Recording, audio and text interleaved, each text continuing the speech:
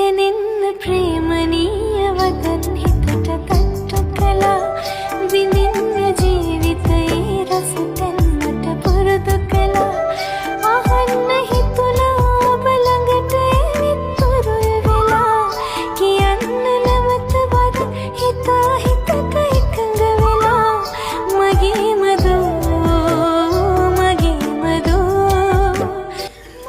සුබ දවසක් මගේ ආදරණීයන් හැමෝටම. ඔයාලට කොහොමද? ඔන්න මං අදත් ආවා මගේ ලස්සන ඉරිදා උදේ වරුව අරගෙන. මේ වීඩියෝ එකෙන් ඔයාලට ලස්සන මල් පාත්තියක් හදාගන්න හැටි, ඒ වගේම ඔයාලා ගොඩ දවසක ඉඳන් ආසාවෙන් හිටපු දෙයක් ගැනත් මං අද මේ වීඩියෝ එකෙන් උත්තර අරගෙන එනවා. දිගටම රැඳිලා ඉන්නකෝ මාත් එක්ක. මං හිතනවා අද දවසේ මම මේ ඔයාලට ඉදිරිපත් කරන වීඩියෝ එක ඔයාලට ලොකු මොටිවේෂන් එකක් වෙයි කියලා. ඉතින් දිගටම රැඳිලා ඉන්න. ඒ වගේම සබ්ස්ක්‍රයිබ් නොකරපු මගේ ආදරණීය යාළුවෙක් නම් ගිහින් ඉක්මනට සබ්ස්ක්‍රයිබ් කරලම ළඟම තියෙන බෙල් අයිකන් එකත් ඕල් දාලම තියාගන්න. එතකොට මම දාන වීඩියෝස් ඔයාලට දාපු සැනින් බලා ගන්න පුළුවන් නේ. ඉතින් අද දවස ඇතුළත මම කරපු දේවල් වලින් ඔයාලට මොටිවේෂන් එකක් ලැබෙයි කියලා බලාපොරොත්තුෙන් මම අද මේ වීඩියෝ එක ඔයාලට අරන් එනවා.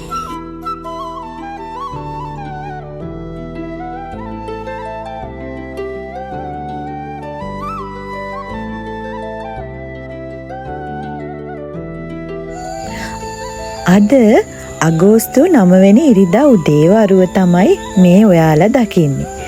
ඔන්න මගේ පැටව් දෙන්න අද උදෙන්ම නැගිටලා දහම් පාසල් යන්න තමයි මේ සූදානම් වෙන්නේ. දහම් පාසල් යන්න ඇඳුම් ඇඳගෙන ඔක්කොම කරලා ඉවරුණාට පස්සේ තමයි මේ දෙන්න පන්සල් අරන් යන්න මල් කඩන්නේ. දැන් මේ චුට්ටක් පරක්කු වෙලත් ඉන්නේ. බෑග් එකත් ගේට්ටුවෙන් එල්ලලා මල් ටික කඩනවා දැන් මේ අරගෙන යන්නේ. ඒ මල් කඩන ගමනොත් දෙන්න එක එක කෝලම් කර කර තමයි මල් ටික කඩන්නේ. පුංචි කාලේදී අනිවාර්යයෙන්ම දහම් පාසල් අධ්‍යාපනය නම් ලැබිය යුතුමයි. බෞද්ධ දරුවෙක් නම් අනිවාර්යෙන් දහම් පාසල් යවන්නම ඕන. ගෙදරදී අපි එයාලට කියා දෙන හොඳ පුරුදු සාරධර්ම ඊටත් වඩා හොඳින් දරුවන්ගේ මනසට කාවද්දන්න පුළුවන් තැනක් තමයි මේ දහම් පාසල කියන්නේ.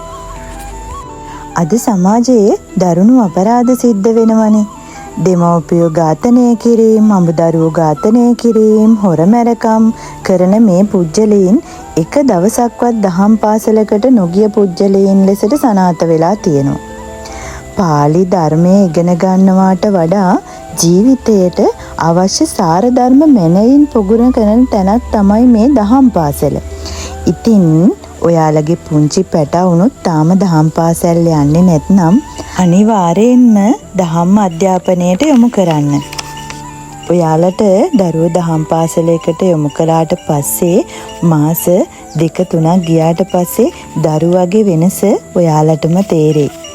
එයාලා හැසිරෙන විදිය, කතා කරන විදිය, එයාලා දන්න හැම දෙයක්ම ගෙදර ඇවිල්ලා අපිටත් කියලා දෙනවා. මගේ දරුවෝ දෙන්න එක වසරේ ඉඳලම මම දහම් පාසලකට යොමු කරලා තියෙන්නේ. ඒ දෙන්නගේ පුංචි හිත් දෙක සාරධර්ම වලින් පිරීලා තියෙන විදිහ දන්නේ අම්මා කෙනෙක් විදිහට මමනේ. ඉතින් ඔයාලත් අනිවාර්යෙන් ඔයාලගේ පුංචි පැටව් දහම් පාසලකට යොමු කරන්න කියලා මං ආදරයෙන් ඉල්ලනවා. ඔන්න මගේ පැටව් දෙන්න දහම් පාසලට දාලා මං ඇවිල්ලා මේ මාළුන්ට කන්න චුට්ටක් දාලා එයාලා හොඳින්ද කියලා බලලා මගේ බුලත් වගාවට වතුර ටිකක් අද නම් දාගන්න ඕන. මොකද දවස් 2-3කින් පෑවුවා මෙහෙට. ඒ නිසා මේ දවස් ටිකේ උදේට වතුර ටිකක් නම් බුලත් වගාවට දාන්නම ඕනේ. වැල මුලට වගේම උඩට යනකම්ම අපි වතුර ටිකක් දාගන්න ඕනේ. ඒ වගේම වටේට තනකොළ වෙවිලා තියෙනවා නම් අපි ඒ චුට්ටත් ගලව ගන්න ඕනේ. මොකද පෝර ටික වල්ගස් වලටත් අදින නිසා. අද මම බුලත් වගාව ගැන නම් වැඩි කතා කරන්නේ නැහැ. නමුත් ගිය සැරේ වීඩියෝ එකට නංගි කෙනෙක් කමෙන්ට් එකක් දාලා තිබ්බා. අනේ අක්කා මට කඳ බුලතේ පීදිච්ච බුලතේ අඳුරගන්න බෑ ඒක චුට්ටක් පෙන්වන්න කියලා මට ගිය වීඩියෝ එකෙන් පෙන්වන්න බැරි වුණා කඳ බුලතේ පීදිච්ච බුලත් කොලේ කොහොමද තියෙන්නේ කියලා. ඉතින් මං අද ඒ නංගි වෙනුවෙන්ම ඒ කඳ බුලත් කොලේ පීදිච්ච බුලත් කොලේ අඳුරගන්න විදිය පෙන්වන්නම්. මේ තියෙන්නේ පීදිච්ච බුලත් කොලයක්. හොඳට නිරෝගී මත්ව හැදුන පීදිච්ච කොලයක්. මෙන්න බලන්නකෝ. මෙන්න මේ නාරටිය මුලින් එක පැත්තක් පල්ලෙහාත් එක පැත්තක් උසිනුත් පිහිටන්නේ නාරටිය පීදුණු කොලයක. බුලත් කොලේ පීදිලා කියලා අපි අඳුරගන්නේ මෙන්න මෙතනින්. එක පැත්තක් උසයි එක පැත්තක් මිටි. මේ බලන්නකෝ. මෙන්න මේ කොලවලට තමයි කියන්නේ අපි පීදිච්ච බුලත් කියලා. මේවා තමයි අපි බුලත් පිට හදන්න ගන්නෙ. ඒත් එක්කම මේ බලන්නකෝ මේ තියෙන්නේ කඳ කොලය. මේක නාරටිය එක හා සමානව දෙපැත්තට බෙදිලා තියෙනවා බුලත් කොලේ. මේකට කියන්නේ කඳ කොලේ කියලා. මේවා සාමාන්‍යයෙන් බුලත් පිට හදන්න ගන්න නැහැ. නමුත් බුලත් නැති කාලෙක මේ බුලතුත් ගන්නවා පිට හදන්න. ඔන්න ඔය විදිහටයි පීදිච්ච කොලේ කඳ කොලේ අපි අඳුරගන්නේ. මං හිතනවා ඒ නංගිගේ ප්‍රශ්නෙටත් උත්තරයක් හම්බ වෙන්නේ නැති කියලා.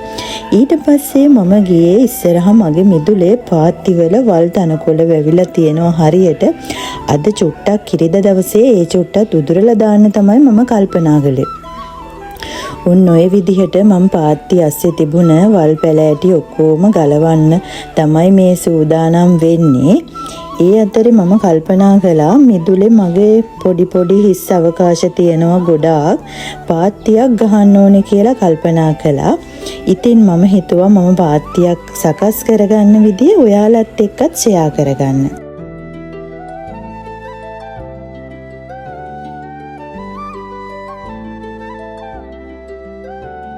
ඉතින් මෙන්න මෙතන තිබ්බ වල් පැල ටික මම ගලවලා ඔයාලත් එක්කම මල් පාත්තියක් ගහන්න තමයි අද සූදානම් වෙන්නේ. මල් පාත්තිය හදන අතරතුර මං ඔයාලට මගේ පවුලේ විස්තර ටිකක් කියන්නම්කෝ. මොකද ගොඩාක් අය මගෙන් අහලා තියෙනවා අක්කා කොහෙද ඉන්නේ? අක්කා මොකද කරන්නේ? හස්බන්ඩ් මොකද කරන්නේ කියලා. ඉතින් අද මං ඔයාලට ඒවටත් උත්තර ටිකක් දෙන්නම්කෝ. ඉතින් දිගටම මාත් එක්ක රැඳිලා ඉන්නකෝ. ඔන්න මම මෙතන තමයි අද මල් පාත්තිය සූදානම් කරන්න හදන්නේ. මෙතන ඇත්තටම දැන් කැත වෙලා තියෙන්නේ මිදුල ඉස්සරහමනේ.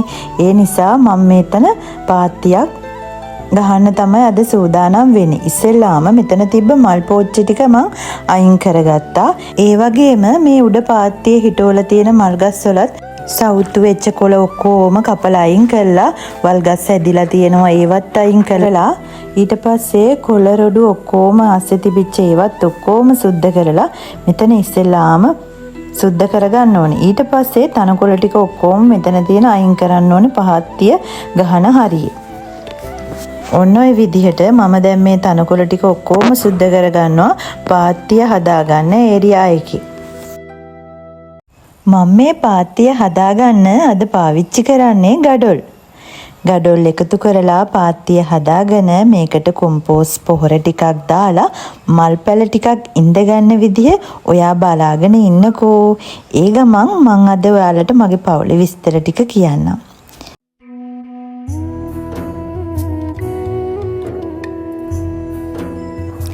මගේ නම රංගිකා ඉදිරිසූරිය. මගේ වයස අවුරුදු 36යි. මට දරුවෝ දෙන්නෙක් ඉන්නවා. එක්කෙනෙක් 6 වසරේ ඉගෙනුම ලබන්නේ. එයාට අවුරුදු 11යි. අනිත් එක්කෙනා 2 වසරේ දුව. එයාට අවුරුදු 7යි. මගේ හස්බන්ඩ්ගේ වයස අවුරුදු 39ක් වෙනවා. එයාගේ නම ගයාන් කනිෂ්ක කුමාර. එයා වැඩ කරන්නේ ශ්‍රී ලංකා පොලිස් දෙපාර්තමේන්තුවේ. එයා පොලිස් නිලධාරියෙක්. ඉතින් මගේ පවුලේ ඉන්නේ අම්මයි තාත්තයි අයියයි මමයි තමයි මගේ පවුලේ. හස්බන්ඩ්ගේ පවුලේ නම් ගොඩාක් අය ඉන්නවා. එයාට සහෝදරයෝ 5 දෙනෙක් ඉන්නවා. තාත්තා නැති වෙලා අම්මා විතරයි ඉන්නේ. අම්මයි අක්කයි අයියයි නංගිලා දෙන්නයි මල්ලියෙකුයි එයාට ඉන්නවා. ඉතින් මම දැන් කසාද බැඳලා අවුරුදු 13ක් වෙනවා. මේ පුංචි ලස්සන ගෙදර ජීවත් වෙන්නේ මමයි හස්බන්ඩ්ුයි මගේ දරුවෝ දෙන්නයි විතරයි.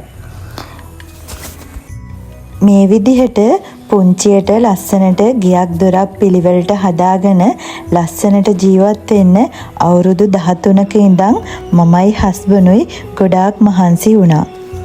ඒ මහන්සියේ ප්‍රතිඵලයක් විදිහට අද අපි ලස්සනට සැනසීමෙන් නිදහසේ තමන්ගේ පාඩුවේ අපි ජීවත් වෙනවා.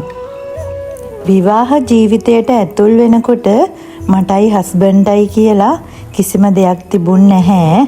මේ පුංචියට හදාගත්ත බාගෙට හදාගත්තු ගේ තමයි තිබුණේ. ඉතින් මගේ පළවෙනි අරමුණ උනේ ලස්සනට ගේ හදාගන්න එක. ඉතින් පොඩ රංගුබල්ලු ගෙවල් හදනවා වගේ තමයි මමයි හස්බන්ඩුයි මේ ඉන්න තත්ත්වෙට ගේ හදාගත්තේ. ඒ අතරතුර බබාලත් හදාගෙන යන්න එන්න වාහනයක් අරගෙන ඒ හැමදේමත් කරගත්තේ හස්බන්ඩ්ගේ තනිපඩියෙන් තමයි. අවුරුදු 24න් විවාහ ජීවිතයට ඇතුල් වෙච්ච මම අද ලස්සනට පෞල් ජීවිතයක් ගත කරන්න පුරුදු වෙලා තියෙනවා. ඉතින් හස්බන්ඩ් දෙන මාසික වැටුපෙන් තමයි මං හැම දෙයක්ම කරගන්නේ. මේ පුංචියට ගේ දොර හදාගෙන පිළිවෙලට හැමදේම කරගන්නේ හස්බන්ඩ්ගේ පඩියෙන් තමයි. ඊට අමතරව මමත් පුංචි දේවල් කළා එයාට පුංචි හරි සහයෝගයක් දෙන්න උත්සාහ කරනවා. මේ අවුරුදු 13ක විවාහ ජීවිතය ඇතුලේ ඕනතරම් අභියෝග අපි දෙන්නට අවිල්ලා තියෙනවා. ඒත් අපි දෙන්න කොහොම හරි ඒ දේවල් විඳ දරාගෙන ඉස්සරහට අද ඇවිත් තියෙනවා ටිකෙන් ටික. තවත් ගෙයි වැඩ ඉතුරු වෙලා තියෙනවා පොඩි දේවල්. ඒ හැම දෙයක්ම කරගෙන ඉස්සරහට ආදරෙන් සැනසීමෙන් ජීවිතය ගත කරන්න තමයි අපේ බලාපොරොත්තුව. අපි කවුරුත් මේ ලෝකෙට එන්නේ කිසි දෙයක් අරගෙන නෙමෙයිනේ.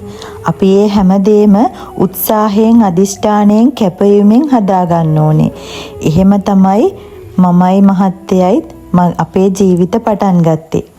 මම කවදාවත් මට මේ දේ නෑ මට අර දේ නෑ කියලා හස්බන්ඩ්ගෙන් ඉල්ලලවත් කරදර කළවත් නැහැ.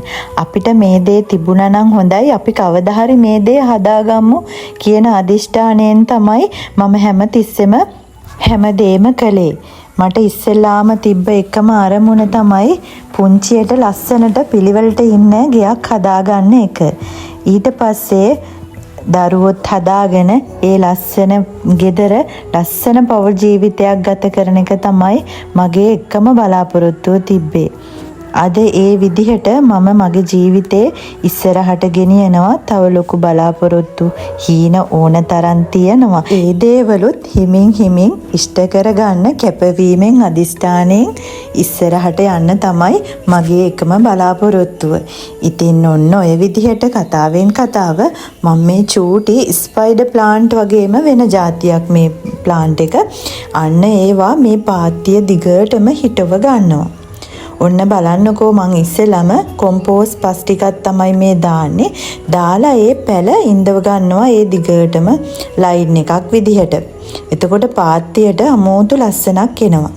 පාත්තියේ වැඩ ටික ඉවර වෙනකන් මාත් එක්ක චුට්ටක් කතා කරමුකෝ.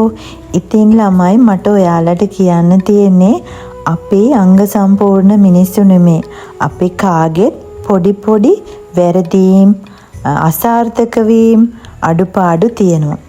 ඒ හැම දෙයක්ම මොනවද කියන එක තමන් තේරුම් ගන්න ඕන. මගේ තියෙන අඩුපාඩුව මගේ තියෙන වැරද්ද මොකද්ද කියන එක තේරුම් අරගෙන ජීවිතේ ආයේ ඒ වැරද්ද නොවන විදිහට වැඩ කරන්න ඕන. මටත් ඕන තරම් වැරදිවීම් සිද්ධ වෙලා තියෙනවා. මගේ හස්බන්ඩ්ටත් වෙලා තියෙනවා. නමුත් අපි දෙන්නම තීරණය කරනෝ නෑ ආයේ මේ වැරද්ද වෙන්න දෙන්නේ නෑ කියලා. ඒ විදිහට තමයි මේ අවුරුදු 13 ඇතුළත අපි දෙන්නගේ ජීවිත මේ විදිහට ගලාගෙන ආවේ ඉස්සරහට. ඉතින් මම හිතනවා මේ විදිහට මම ලස්සනට පාත්තිය හදාගන්නකොට මගේ ජීවිතේනොත් පුංචි හරි දෙයක් ඔයාලට වැදගත් දෙයක් ගන්න පුළුවන් වෙන්න ඇති කියලා. ඉතින් බලාගෙන යන්නකෝ මං හදාගත්ත පාත්තියත් ලස්සනයිද කියලා. මෙන්න මේ විදිහට මං කෝලියස් සතු වර්ගයක් හිටව ගත්තා. මොකද මෙතනට ටිකක් අවුව සැරට වදිනවා. ඒ නිසා ඊට පස්සේ අර වත්සුද්ද මල් එකේ බඩ් ගහක් මැදින්ම හිටවගෙන තියෙනවා. ඒ විදිහට මෙන්න මේ විදිහට පැල කිහිපයක් මම ලස්සනට හිටවගත්තා. මගේ පුංචි අදහසක් තියෙනවා මේ පාත්තියට උඩින් අර ලස්සන ගල් තියෙන්නේ ගල් වර්ග අන්න ඒවා ටිකක් අතුරන්න. හැබැයි ටිකක් මිලෙන් අධිකයි. නමුත් උත්සාහ කරලා බලනවා චුට්ට ගල් චුට්ට හරි ගෙනත් දාලා මේ පාත්තිය ලස්සනට හදාගන්න. මෙන්න මේ පාත්තියට මම මේ විදිහට ගල් චුට්ටක් ගෙනල්ලා අතුරලා තියෙන්නේ. ඒ විදිහට මම මේ දැන් අද හදපු පාත්තියටත් ගල් ටිකක් අතුරන්න තමයි අදහස් කරන් ඉන්නේ. මීට වැඩිය ලොකු ගල් වර්ගයක් තියෙනවා. ඉතින් අපි බලමුකෝ ඉස්සරහට. ඔයාලා මාත් එක්ක ඉන්නවනේ. ඔයාලට පෙන්නන්නම්කෝ මම දැන් මේක මේ විදිහට තිබ්බට තව මාසයක් විතර යනකොට ලස්සනට මේ පාත්තියේ මල් ගස් ටික හැදිලා එනවා. ඉතින් මගේ ආදරණීය යාළුවන්ට අද වීඩියෝ එක ගැන මොකද හිතෙන්නේ? ඔන්න අද මගේ පවුලේ විස්තරات දැනගත්තානේ. ඉතින් අදට ගිහින් එන්නම්. සබ්ස්ක්‍රයිබ් නොකරපු යාළුවෙක් නම් සබ්ස්ක්‍රයිබ් කරලම කමෙන්ට් එකක් දාගෙන යන්න කියලා ආදරෙන් ඉල්ලනවා. ඔයාලා හැමෝටම බුදු සරණයි. පරිස්සමින් සතුටින් ඉන්න.